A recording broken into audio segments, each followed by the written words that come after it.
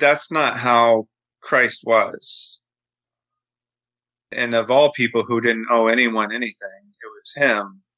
But he washed his disciples' feet and he loved people. Thank you for tuning in to the Removing Barriers podcast. I'm Jay. And I'm MCG. And we're attempting to remove barriers so we can all have a clear view of the cross. This is episode 13 of the Removing Barriers podcast and part 2 of our conversation with Josh and Marie about social justice and the gospel. In this episode, we discuss how the gospel has already solved the question of social justice and how Christians can live it out on a daily basis.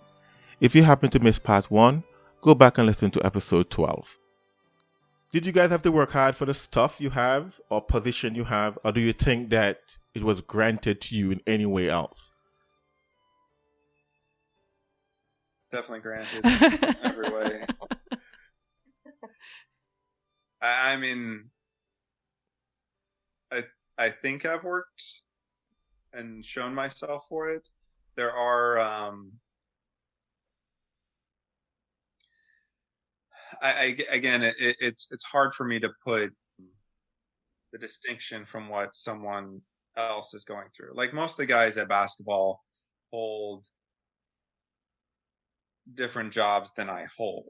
You know, one of them works or was working for Amazon. We got guys, you know, doing security guard or mailroom work.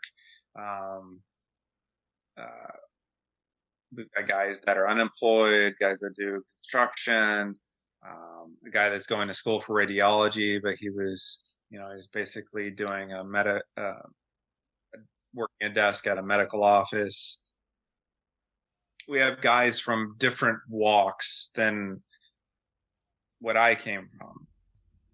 Now, I went to college and that was a big thing for my parents.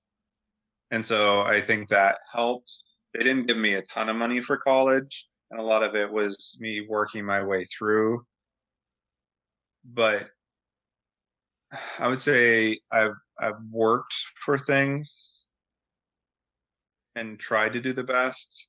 I've worked with a couple other Black programmers. There's not a ton of them that I've worked with, but like we hired one of them into our group, and it was just whether or not they were qualified. But that's coming from my position. You know, I've never really seen, is this person different, you know, other than can they program? You know, that's the core of the way I interviewed when I was a manager, and the way we interview for our company is, can they program? There's no real issue of race or anything like that, but I can't say if anyone else has that issue. Yeah, I think mine was probably a mix to some degree. I mean, I was able to go to college. My parents worked hard. My parents definitely did not have a ton of money when I was growing up. They worked very hard, and college was a very big deal for them, for me and my sister to go. And so that was just a priority for our family. And so I think in that sense, it was granted to me because of their focus. But I mean, obviously going through nursing school, you got to work. It's hard work. You don't pass the NCLEX, you know, without a lot of hard work. So, but I mean, it's just the opportunities that God has given. But yeah, I know that there's a lot of people that did a lot for me throughout my education, for sure. Do either of you think that if you kept all of the variables of your upbringing the same and simply changed the color of your skin, darkened it a few shades, do you think that you would have had a different go of it? Do you think that you would have still been able to succeed to the degree that you have? That's a strong variable to change, I would say. And you don't really know, you know, what it would be like. Like I mean, I want to say yes, but it's hard to know. Hard to know. Like you could you could grow up in that way and be looked down on in some way. You could get bitter about it. You could be frustrated with it. I mean, there's a lot of things that could have happened if.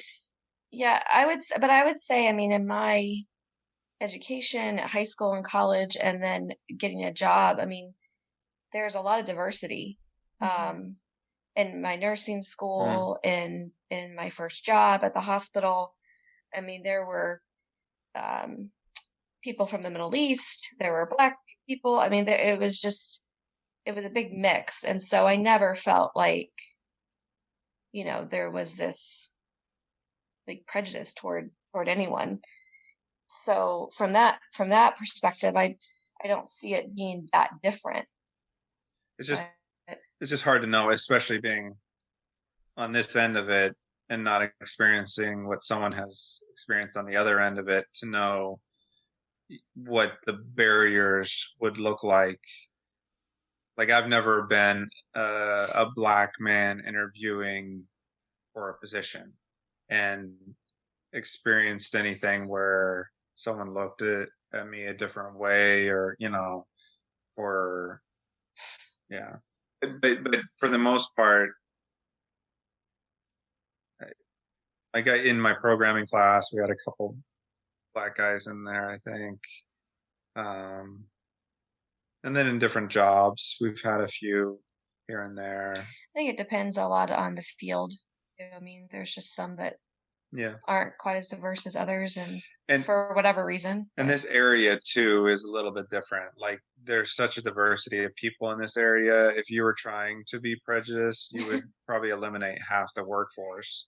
It's so diverse around here. Like, I could see it in largely white dominant areas that it would probably be different, or it could be different. I have no idea what it's like, but it could be different. In this area, it's just that way. I don't doubt that there's prejudiced people in this area, but it would be hard to run a business that way around here, I would think. Yeah, it seems like the underlying principle that both of you mentioned is hard work, because I truly believe that that's something that if instilled, you can go far, whether it's school or in your job or wherever.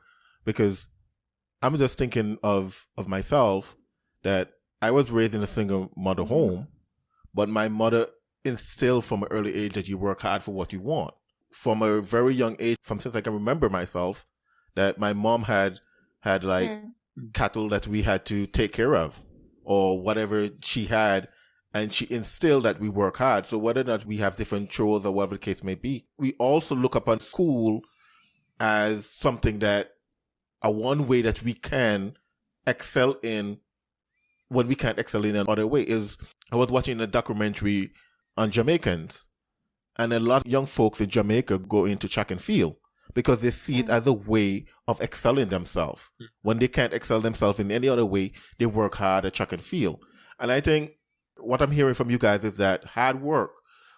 So I don't think hard work here about the color of your skin, because I came from the Caribbean to a college where I had to work hard just to literally, because the currency is stronger, I'm paying literally a double and a half for everything I pay for, or everything my mother send money to pay for. So if it's $1, my mother has to send $3 of her currency.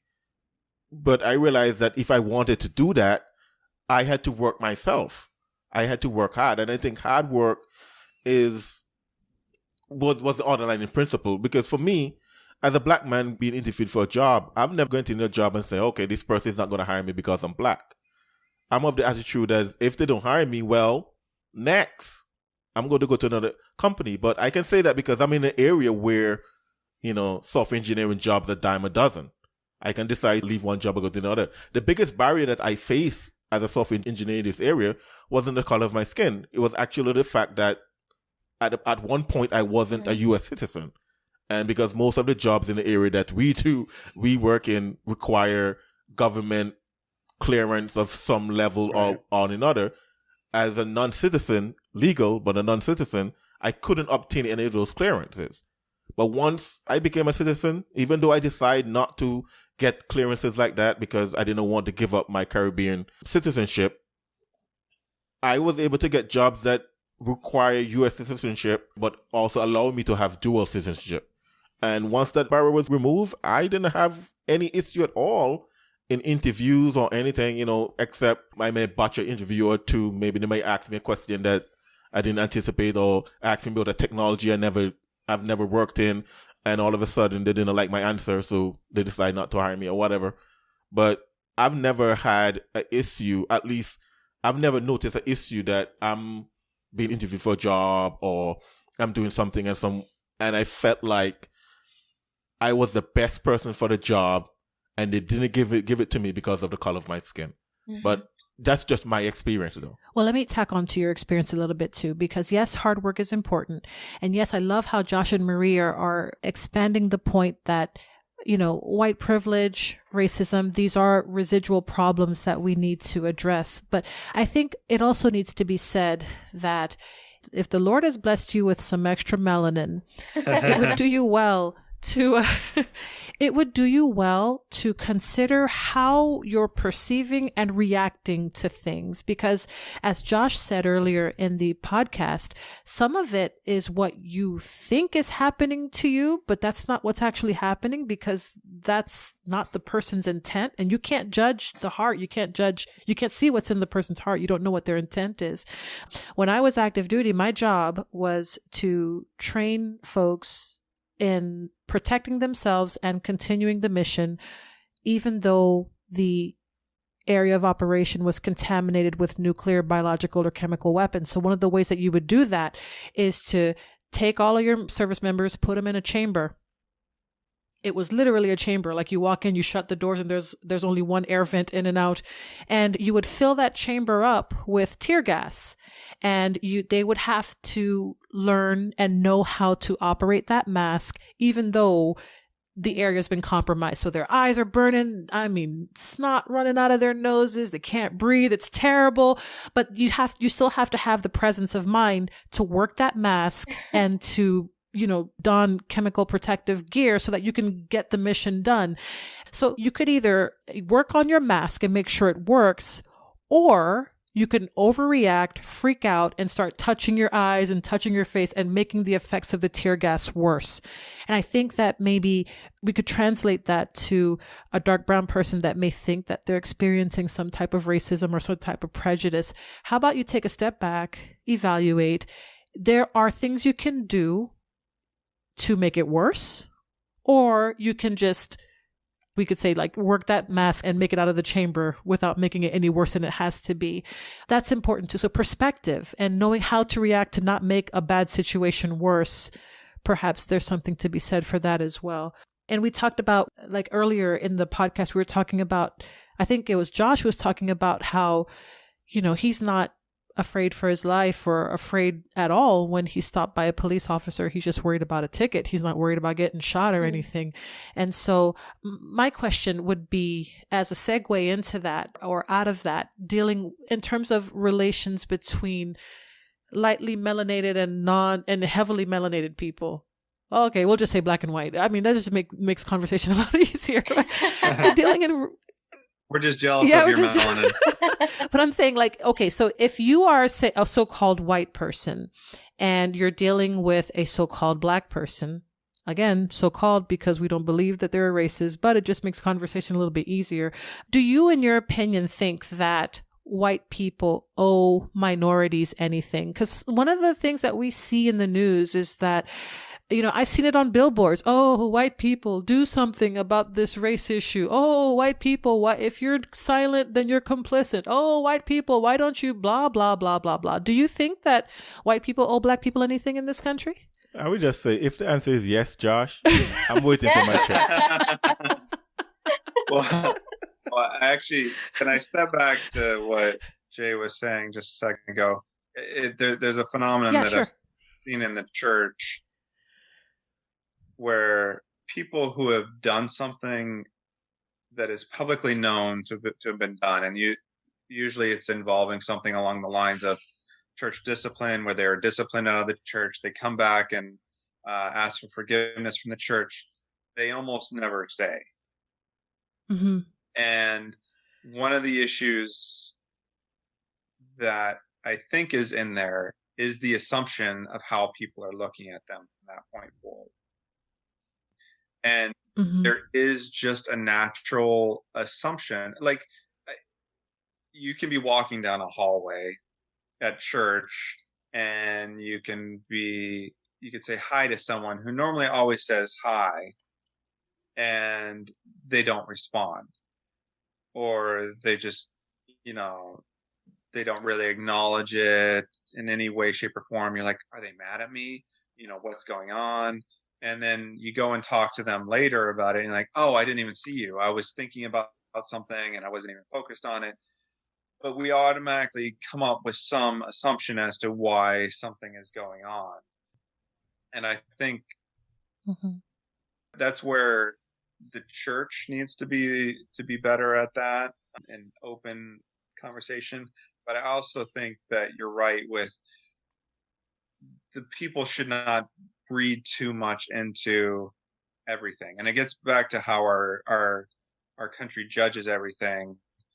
Whenever we're judging, oh, this is going on or that's going on, probably because of this, and we're assuming so much, and we do tend to assume a lot, and it's impossible to get through things without assuming some things at some points in time. But we have to be careful with those assumptions. As far as what we owe, I would go back to the Bible. Owe no man anything but to love one another. And in that, I think I do owe, but not the check that you're asking for. Sorry.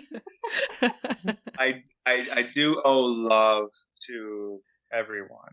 And so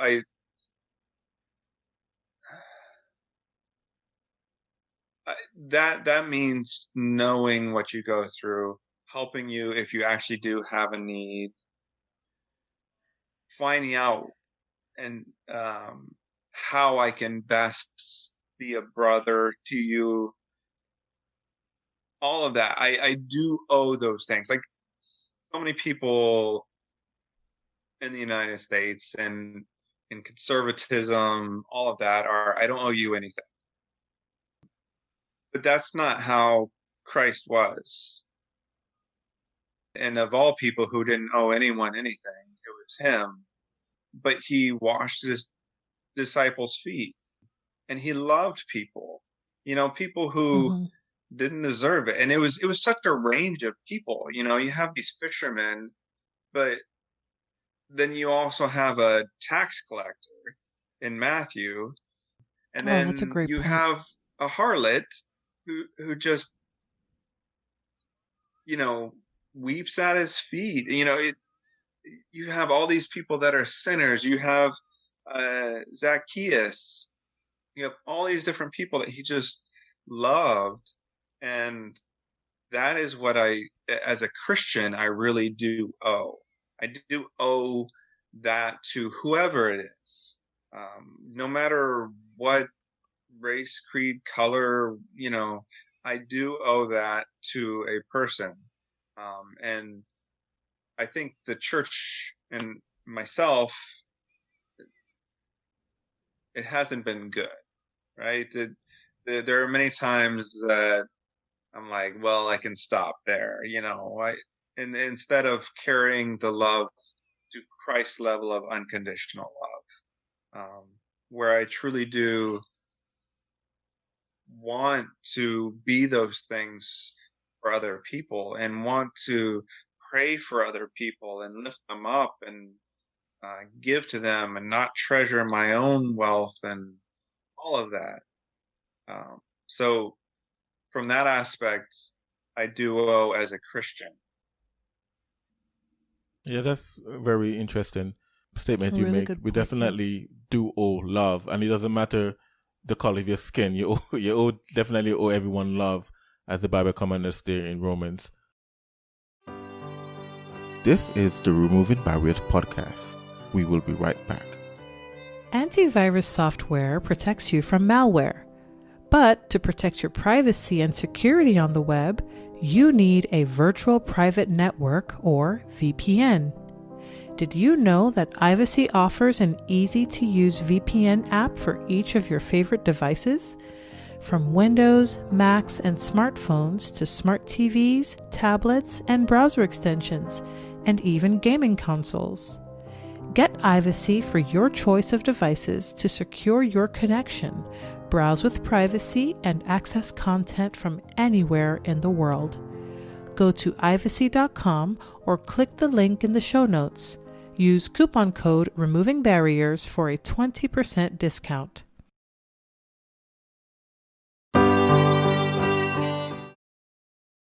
Do you think it's ever appropriate for a white person to apologize for being white? The premise of the question is that shortly after George Floyd died, there was this video on YouTube where you had a black young man running up to a white lady and basically asking her to kneel before him and basically confess her whiteness. Yeah, apologize for being white, Wow. basically, yeah. And there were subsequent videos where they would have these peaceful protests, which are differentiated from the rioting, of course, but like a bunch of people would come together under the banner of Black Lives Matter. And it was literally a bunch of so-called white people kneeling while a black person was on a megaphone explaining to them why their whiteness was something to be repented of, confessing. And so that's the premise of the question. Yeah, no. Uh, No. Well, Love it. that would be to It's a pretty cut and dry answer, I think. say God makes Awesome. a mistake. Right. Like, Like, how can you apologize Right. for what God made you to be? like I would never want you guys to ever apologize for being black. I would never want anyone to apologize for what God made them. They're made in the image of God. Yeah. Just because you're more Yeah. blessed with melanin than we are, doesn't mean I want you to be apologizing to us. But Or vice versa. yeah, but to be serious, That's really twisted. It's really sad, honestly. Absolutely. like Yeah. God made me, and this gets back to one of our big societal issues is not being happy with who you are or different things like that. God made me exactly how he wanted me to be. And if I try to be something out of what he wanted me to be, I am doing such a disservice to the creator who did everything right and good and well. And I'm saying you didn't do a good job with me. And it's a slap in the face of God if you're going to say something. Absolutely. Yeah, definitely. So, but would you feel comfortable telling a black person or anyone of color that white privilege doesn't exist in the way they think, or that social justice is a farce in the terms of the way they're thinking about it? Do you feel comfortable talking to someone who is not white about these things and telling them, hey, what we're seeing from the media and from society as a whole is not true? Would you feel comfortable saying that? Comfortable? Probably not. Again, it gets down to loving and what truth would really be helpful to them. Like, if they really need that truth at that point, Yeah. then I hope and pray by God's grace. Like, I tend to be a people pleaser in the way my life is naturally. I tend to want people to like me, to appreciate me in whatever shape or form. And that's an issue when you're talking to people. If you're not willing, as God's been convicting me of more and more, if you're not willing to do what they really need, right? If you're not willing to say what they need to hear, because that's real love, is saying things even if they're hard for them to hear what they need to hear. In general, I probably wouldn't approach someone on Mm-hmm. any of those grounds. I would approach them in Christ. Like, they need Christ before they're going to understand the realities Yeah, I think of it those depends who you're things. talking to. Like if it's a believer versus a non-believer, because I mean, you could use the social justice issue as a segue into the gospel and talk about how you're never going to find true justice outside of God Mm-hmm. and his kingdom. But yeah, if you're, I don't know, if you're trying to just I'm like not make a gonna. point with someone, Yeah, I'm not there to argue politics or pretty much anything else. All of those things can drop Right. off. The reality is, if you need Christ, then that's where you're going to find the leading end point to true acceptance, no matter what you're like, because God is the ultimate example of that. You know, he didn't discriminate. Oh no, that one's too bad. He doesn't do that, and he doesn't expect you to come, as being good, and then he'll accept you. No, he takes the thief on the cross the way he is, not the way we tend to think he wants you to come to him. And like, we try to do these works ahead of time, and God says, no, it's just as you are. Come to me, and I will change you. And so, for a lost person, I wouldn't even really, in make general, it a huge broach the issue. issue. If it's someone that's saved, it depends on where they're at with things, but I would hope I would try to speak truth into them the way they need truth to, because there are a lot of people that are very caught up in all of this. They're Yeah, very, it's very, it's a lot of emotion yeah, for sure. there are a lot of emotions involved in this, and there's a lot of feelings that Yeah. have built up over time, Right. which we've seen played out in society, right? We've seen the anger poured out in society. We've seen other things, and there have been other elements that have been in there to try to accentuate it, to push it further, all of that. But we've seen the anger and the frustration that's been out there in society. Um, and so it's a very emotional thing for a lot of people, and we need to understand that, and we need to help them with it, not necessarily with just straight up rebuke, but maybe rebuke if they really need it, and pushing them towards truth. But also seeking to understand before you Yes. correct, I guess. Seeking to know where they're at and just making sure that they feel heard is important too. Yeah.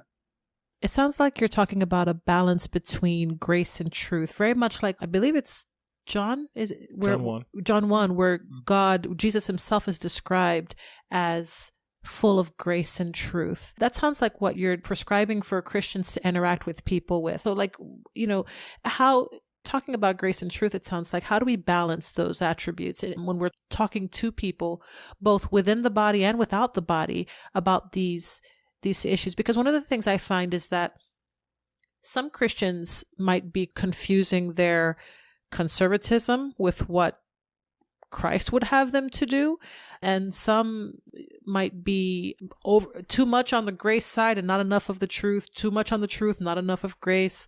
What are some practical ways that Christians can demonstrate those two things when they're talking to pretty much anyone about these highly emotional I think issues? whenever you're talking to someone about these type of things, is you need to be praying. You really need to be praying, and it's kind of like a simple thing, but just praying for the Holy Spirit to lead you Mm-hmm. and to know kind of how to lean. Do they need more grace? Do they need more truth? I know for me, when I've talked to people about not necessarily this issue, but just other issues that people have gone through in life, the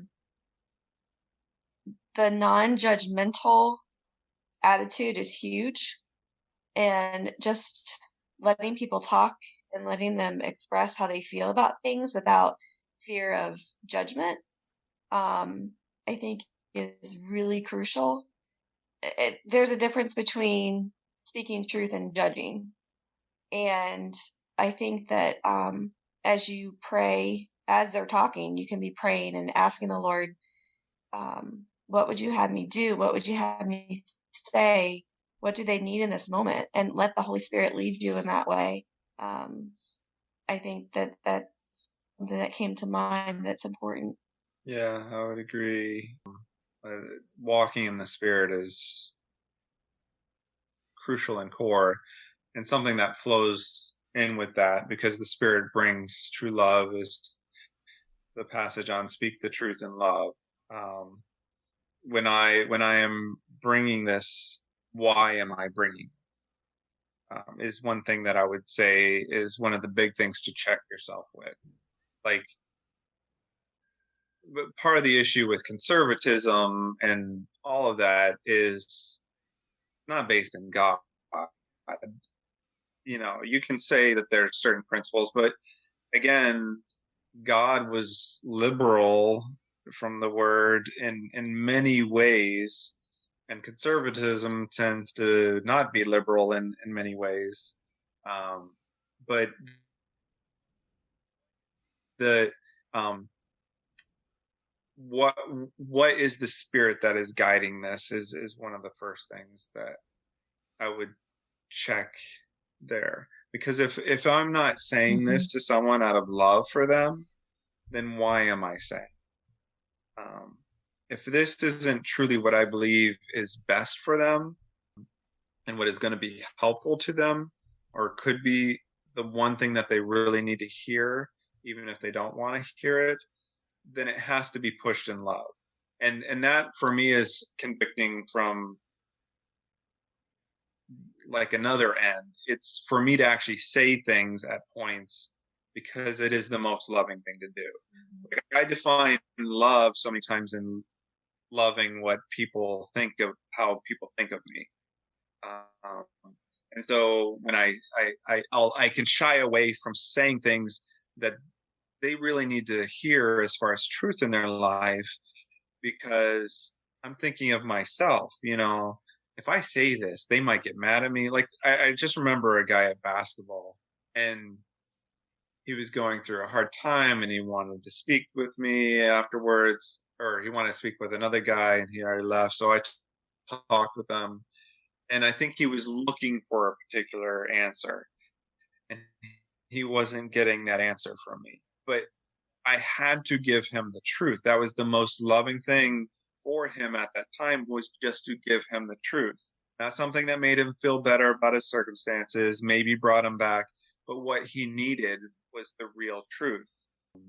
And it was uncomfortable for me. It's often uncomfortable to approach someone with something in their life that they don't want to hear. Mm-hmm.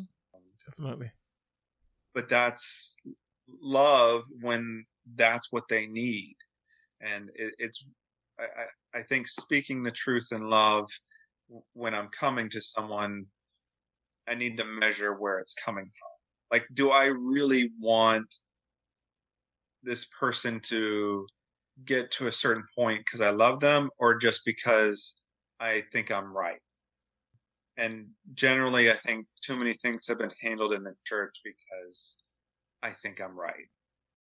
Yeah, I like that. Just recently at work, someone asked me, are you following the NBA Finals? Because we have a Slack channel in our company, Slack, that we talk about basketball. And I'm pretty vocal in the channel, but I haven't said anything for basically since the NBA restarted, because I'm not following that closely, because I personally don't want social justice and politics in my sports. It doesn't matter which side, whether it's conservative or Republican or Democrat, because I identify myself politically, but I personally don't want any sort of politics in sports that I enjoy. So I decided I'm not watching the NBA Finals or the playoffs or the restart or whatever they call it. And he asked me, about it, and I start typing something, and I was going to go full blown out on why I wasn't typing it, why I wasn't watching it. And I just let it sit for a little bit, then I just delete it and said, no, I'm not watching it, and leave it as that. Because I know most of the folks in the company I work at are pretty woke, social justice kind of warrior kind of people, and I'm not, at least on that front that they have portrayed. And I realize at the same time, at that point, I don't necessarily need to give him the truth, so to speak. I can show some grace and just diffuse the situation and say, you know what, just answer the question as is asked. Are you watching? No, I'm not watching. Yeah.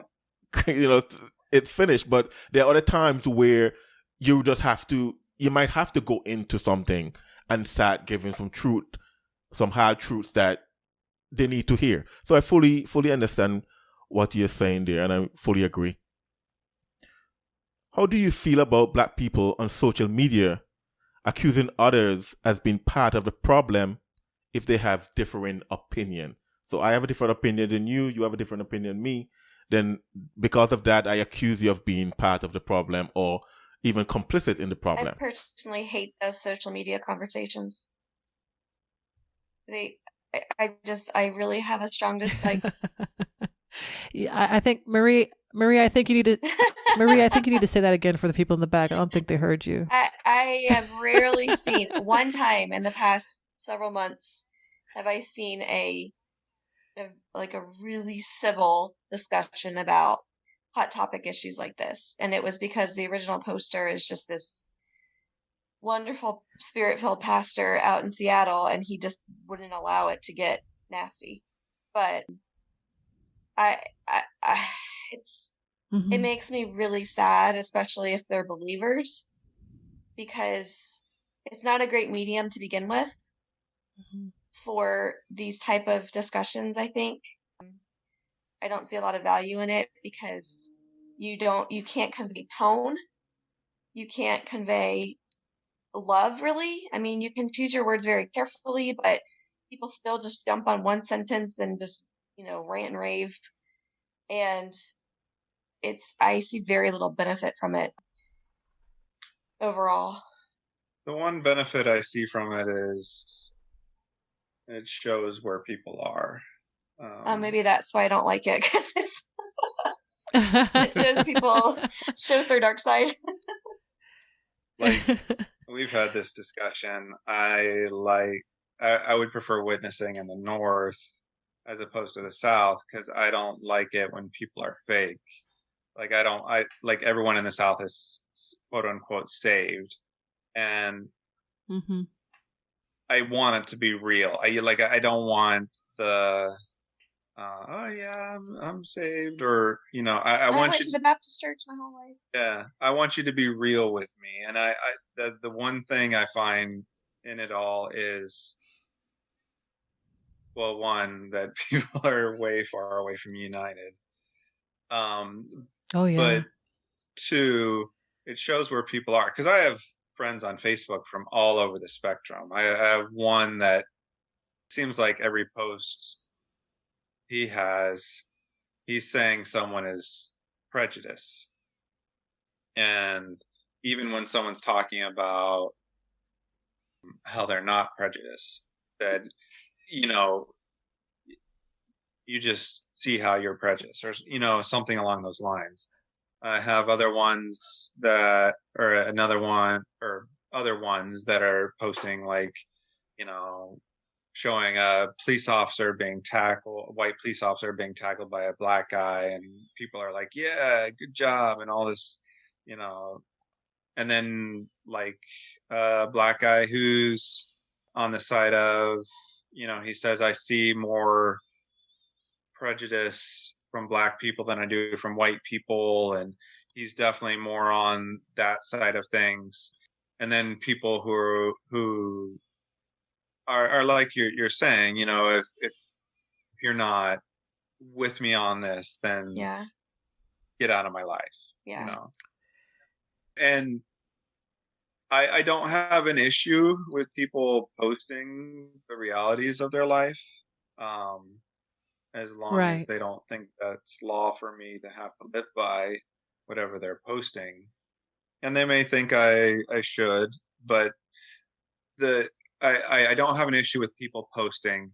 I think people, like was said, they're just not at all civil. They're not loving. They're they're not really trying to get at a solution. It's usually venting one way or another and frustration. And there, I have seen almost zero. I mean, I didn't see the post that Marie was talking about, but I've seen almost zero love in any of these conversations. Yeah, it just, to me, it seems like if you have an issue with someone about something, I just feel like it's a very poor substitute for real conversation. And it's for the, like, your world, just like, it's for the whole world to see. I mean, I guess it's your friends list if you have it set that way, but I mean, you're showing like just divisiveness and anger, and it's for everyone to see. And I Oh just yeah. I have a real issue with that. I just don't feel like that's how Jesus would act. I don't see him as, firing off something and like getting all this stuff worked up. And I mean, he says, blessed are the peacemakers. And that's not to say that you don't talk about legitimate issues, but I don't think that there's a drive for peace in it. I don't think there's a drive for entreaty. I don't think there's a drive for hearing out the other side. I mean, it's like your own personal Mm. platform. So you can just say whatever you want, and then, the people that agree with you like it and support you, and then the people that don't get slammed. And I just think it's a really poor substitute for real life. Yeah.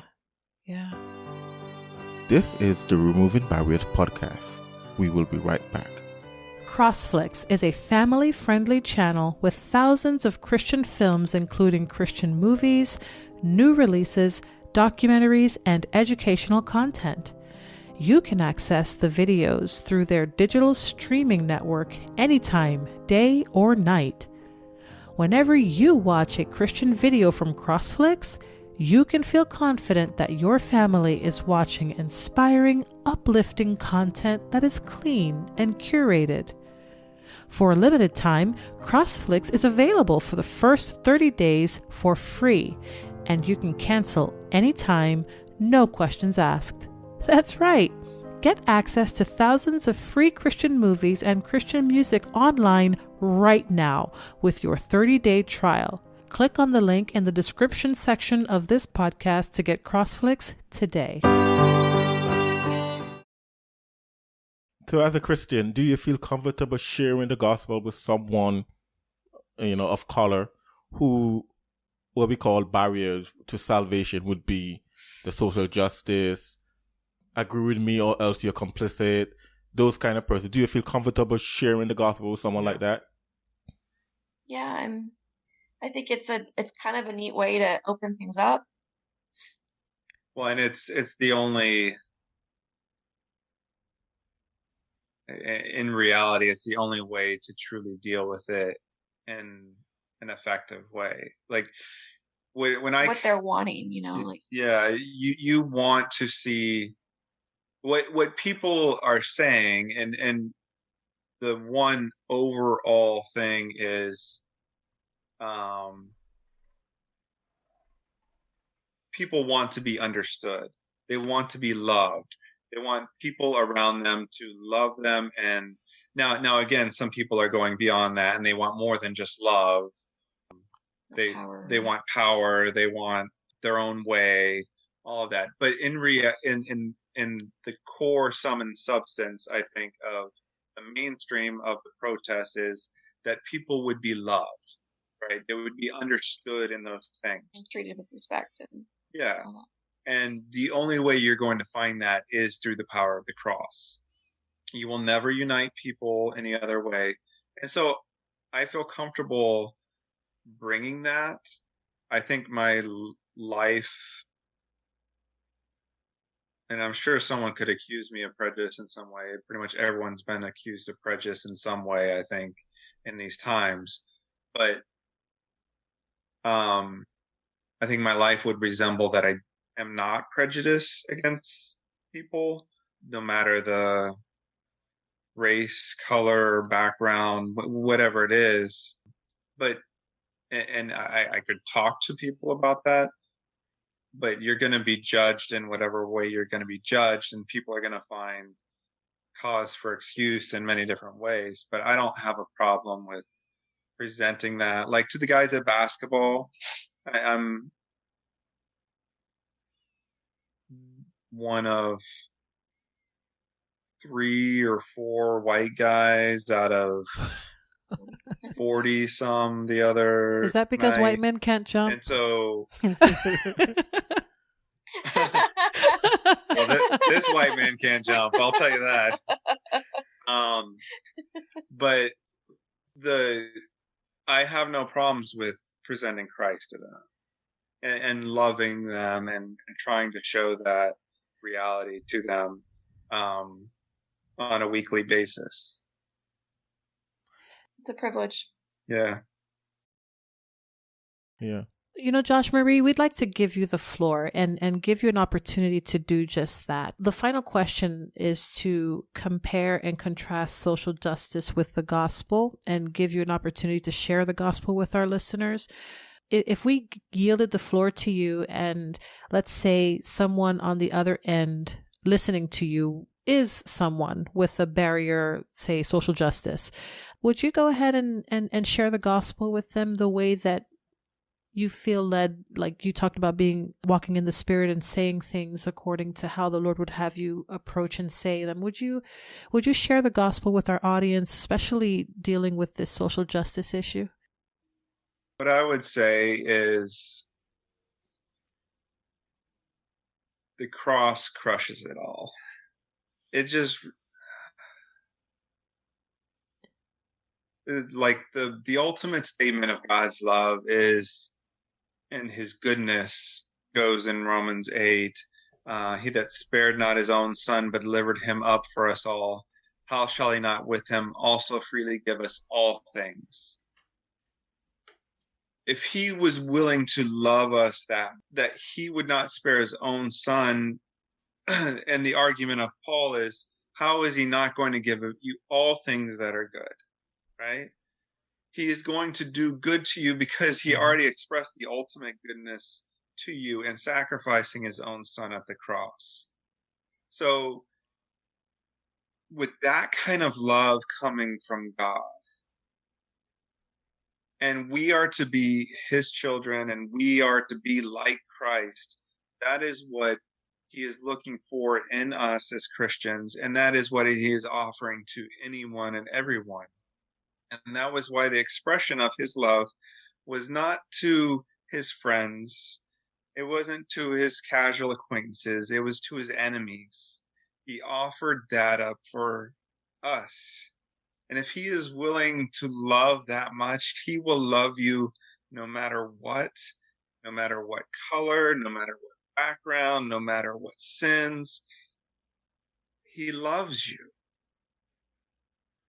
And he expresses it, as Spurgeon says, in the ocean of his love expressed at the cross. You may hear faint echoes of it and small blessings here and there, but the reality and the totality of it is there at the cross. And that is where you find solid footing no matter what. No matter what you've experienced in your past, no matter what anyone will ever be like, your family, people are fickle. They'll flip on you. They'll be upset with you. They'll get bitter at you and maybe never speak to you again because of something you do. God's not that way. And the church is not meant to be that way. And you may have had bad experiences with churches and all of that.